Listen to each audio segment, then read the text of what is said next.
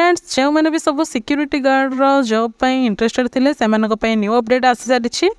And आपण मैंने Bhubaneswar location जो मैंने भी सब इंटरेस्टेड थे एंड कही भुवनेश्वर लोकेशन जॉब आने तो से न्यू अपडेट पुणी थे आसी सारी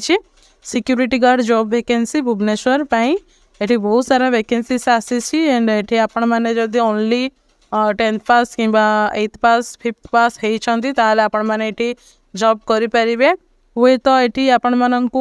बहुत सारा भल सैलरी भी ये आपण मानू मिलज आपण मानू ये 13 ରୁ 15,000 टंका पर मंथ आपण मानू ये सैलरी तो ता विषय आम आज ये वीडियो माध्यम डिटेल्स जानी ना ऑफिशियल नोटिफिकेशन सहित ये ऑफिशियल डिटेल्स कौन सब रही एंड आपण मैंने कि भाव में अप्लाई भी करेंगे निज फोन माध्यम जो वीडियो आपण मैंने देखुं से फोन माध्यम ही कि भाव में अप्लाई करेंगे ताहा आम ए डिटेल्स जानी ना चलतु डिटेल्स टी को देखी नेबा।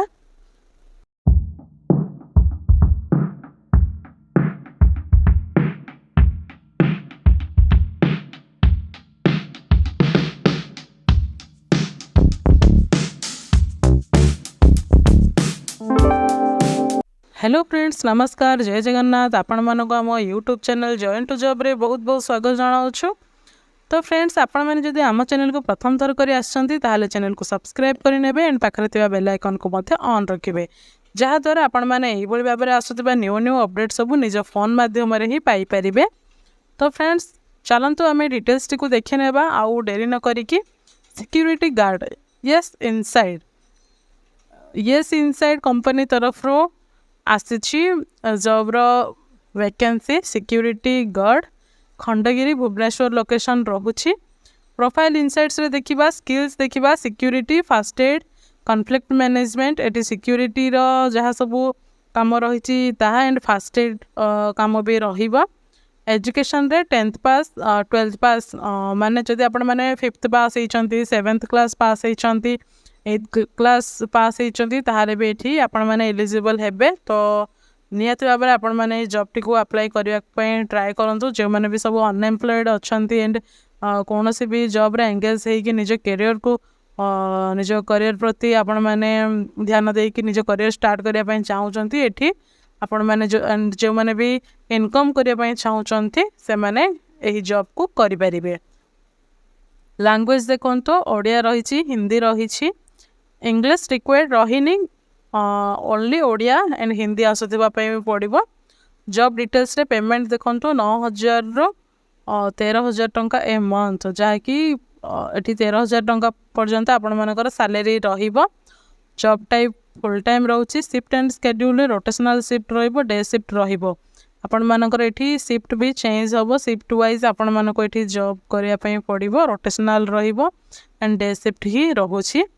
लोकेशन खंडगिरी भुवनेश्वर रोची एंड बेनिफिट्स रही एठी आपण मानको बेनिफिट रे एठी मिल जाउची सेलफोन रिम्बर्समेंट प्रोविडेंट फंड जहाँकि आपण मानको एठी सेलफोन भी मिलुची एंड प्रोविडेंट फंड भी मिल जाउची। तो बहुत भल ऑफर रही। तो निहाती भाव में वीडियो टी को शेयर करंतु जहाँद्वारा अन्य जेकोसी भी पर्सन जॉब करने इंटरेस्टेड थे से मैंने जॉब पे अप्लाई करें एंड से आपण मैंने निहाती भाव में हेल्प करूँ से जदि ये वीडियो पर्यंत पहुँची ना सहित वीडियो निहाती भाव में शेयर करूँ।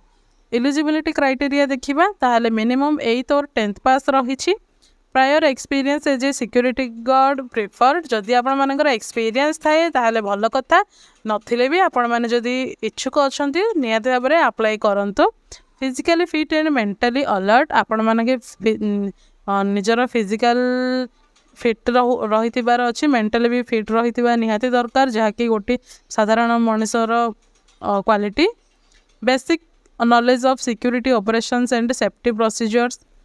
नॉर्मल आपण मैंने जानी सिक्यूरीटी गार्ड रो काम कौन एंड आपण मानक ट्रेनिंग भी मिल जाव कौन सी टेंशन नवा किसी रिक्वायर नहीं आराम से आपण मैंने ट्रेनिंग करें। Ability to read and write in Odia और Hindi English preferred but not mandatory. तो ये इंग्लिश रो किसी रिक्वायर नहीं जदि आसुथिबो ताले बहुत भल कथा ये आपण मानक बहुत भल अधिक सैलरी भी मिल पारिबो एंड आपण मैंने जदि खाली लेखि पारुथिबे ओडिया एंड कहि पारुथिबे हिंदी भी कहि पारुथिबे ताहले आपण मानकर बहुत भल बेनिफिट मिलिबो। Should be honest punctual and responsible तो ये आपण मैंने समयानुवर्तिता होइतिबा निहाती दरकार आपण मैंने टाइम टू टाइम सब काम करुथिबे एंड ऑनेस्ट थिबे रेस्पॉन्सिबल आपण मैंने दायित्ववान होइतिबा निहाती दरकार एज बिटवीन 21 to 50 इयर्स तो 21 वर्ष 50 वर्ष बयस मध्य होइतिले भी आपण मैंने एथिपई अप्लाई करि परिबे तो डेरी न करी वीडियोटी बहु माध्यम शेयर करंतु आपण मानकर जेकोसी भी पर्सन जानी जॉब करने इंटरेस्टेड थे से सहित शेयर करनी शिफ्ट टाइम रही रोटेशनल शिफ्ट रोचे 10 hour shift as per requirement ये शिफ्ट रोचे रोटेशनल रहिबो अदर बेनिफिट्स आपण मानक एठी कौन मिलिबो यूनिफॉर्म प्रोवाइडेड तो एठी आपण मानक यूनिफॉर्म से कंपनी ही आपण मानक प्रोवाइड करिबो वीकली ऑफ रोचे आपण मानक साप्ताहिक ऑफ रोचे PF ESI if applicable through agency नदी ये आपण मानक एजेंसी थ्रू एप्लिकेबल रोचे ताहले एठी पीएफ ESI भी एठी आपण मानक मिल जाउछि देन एठी देखंतु एकोमोडेशन रही इफ प्रोवाइडेड एठी आपण मानक रहिबा भी मिल जाउछि की रेस्पॉन्सिबिलिटीज रही monitor security cameras and conduct regular patrols of the premises एठी आपण माने जहाँ सिक्योरिटी रो कैमरा एंड रेगुलर पेट्रोल सब आपण मानो करिया पई पड़िबो ensure the safety and security of employees visitors and property तो एठी सेफ्टी एंड सिक्योरिटीज एठी रखिबे prevent unauthorized access and ensure compliance with company security policies तो ये आपण मैंने जहाँ सब रेस्ट्रिक्शन थी से सब जिन को एक्सेस करेंगे ना respond and alert alarms emergencies and disturbance जहाँ भी आप सही लोकेशन रे अलार्म हो कि कौन से एमरजेंसी पड़ो कि कौन से डिस्टर्बेंस भी हेले जहाँ भी गंडगोल हेले भी आपण मैंने सेठी रेस्पॉन्ड करेंगे document and report security incidents accidents or violations of policies assist in controlling access points and ensure all guests are properly vetted maintain and operate security equipment such as alarm system security cameras and radios provide clear and accurate reports of incidents and observations तो ये आपण मानको सही location रे ही जहाँ सब जिनस घटो तापर आपण मानक एठी देखिया पड़ो एंड कौन कौन सब जिनस रही अलार्म सिस्टम सिक्योरिटी कैमरा से सब जिनस अप टू डेट रही ना तापर भी आपण मैंने ध्यान देवे एंड यही भाव में जहाँ सब कम रही एंड से भी आपण मानक ट्रेनिंग मिल जाव तो सब किसी जिनस आपण मैंने इजिली जानीपर ये तो आपण मैंने जानीपारे जदि भी किसी डाउट थाए ताहले आपण माने कमेंट सेक्शन रे जणाई परिबे आपण मानक पई हमें 24/7 अवेलेबल रहिछु जॉब टाइप फुल टाइम रहुछि एंड पेमेंट तो आपण माने जान सारिले शेड्यूल डे शिफ्ट रहुछि सप्लीमेंटल पे रे ओवर टाइम पे भी मिल जिवो आपण माने जदि अधिक टाइम करिया पई चाहउछथि ताहले एठी ओवर टाइम पेमेंट भी मिलुछि लैंग्वेज इंग्लिश हिंदी रहिछि तो फ्रेंड्स आपण मैंने जदि यही जॉब को करने चाहूँगी ताहले एप्लिकेशन फॉर्म टी को एबे ही भरी नियंतो एंड निज फोन माध्यम ही तो चलते कि भाव में भरवे ता आपण मानक एठी देखदेबू आम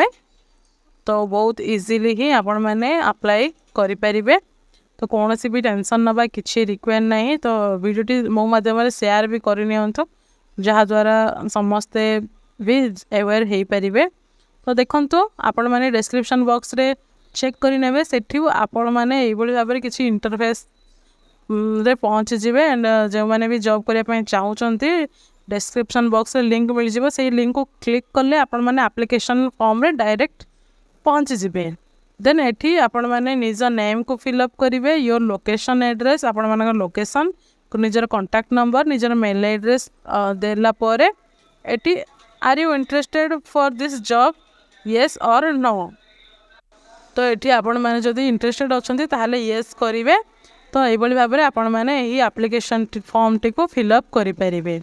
तो फ्रेंड्स यह थिला फुल डिटेल्स टी जदि भी किसी डाउट थाए ताहले कमेंट सेक्शन माध्यम रे जणाई पारिबे आमे पुणी थे यही भाव में न्यू जॉब न्यू अपडेट पुणी थे आपण मान पाखे पहुँचबू से पर्यंत रोचु नमस्कार जय हिंद।